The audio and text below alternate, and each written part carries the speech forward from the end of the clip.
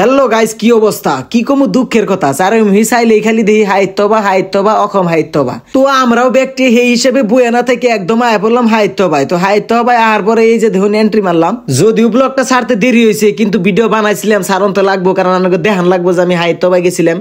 কি কম আর এই হাইতবার এরিয়ার কথা। আমি জীবনেও এত বড় জায়গার কোন হানে মেলা টেলা দেখি নাই, হুই না। তো আমি ফার্স্টে বিশ্বাস করি নাই। তো যাই হোক, পেশাল বেশি না পাইরে আর যখন আন্নকে কিছু আসরিত বস্তু দেয়। এই যে দেখুন জাপি বানাইছে, যেটা আঙ্গ আসামের সংস্কৃতির একটা প্রতীক। এটা বুক অফ ইন্ডিয়ার মধ্যে রেকর্ড করার জন্য সক্ষম হয়েছে, কারণ এটা লম্বা হইলো 78 ফুট। পরে এই যে একটা জাপি পাইলাম 1970 সনের পুরান জাপি। দেখুন অসমীয়া সংস্কৃতি কিভাবে অসমীয়া মানুষগুলো সংরক্ষণ করে রাখছে। তো এই ধরনের পুরান বস্তুগুলো দেখে নিজের আর কি লাকি ফিল করলাম। তারপরে দেখলাম একটা মেলা পুরান ব্র্যান্ড অ্যাম্বাসেডর কার, যে কার্ডটা আমি কেজিএফ এর মধ্যে দেখছিলাম। তারপরে অসমীয়া সংস্কৃতির আর একটা প্রতীক দেখলাম, সেটা হইলো যতর। তো এই হেনানকে দেখামু নিউজ কেমনে করে বানায়। তো এই যে অ্যাঙ্করে দেখুন মাইক্রোফোনটা নিয়ে রেডি হয়েছে, আর এমবুরে ক্যামেরাম্যান একদম লাইট টাইট নিয়ে রেডি। সারা জীবন তো মোবাইল টিভিতে দেখি, আজকে লাইভ একদম লাইভে দেখলাম। তো যাই হোক, এখন নানকে দেখামু কিছু নেপালি সংস্কৃতির বস্তু। এই যে দেখুন বাঁশের মধ্যে নানান রকম করে চুক্কা মুক্কা করে লাগাই থইছে। আমরা জেনারে নাঙ্গল জোয়ালার কারাল কই। তো এখন তেলে নুন যাই একটু ঘুরে হি মার্কেটে থেকে। তো এই যে দেখুন বজালি মার্কেট বানাইছে। তো আমিও ভিতরে এনে চুরি মালা কিনার একটু ভাব দিলাম।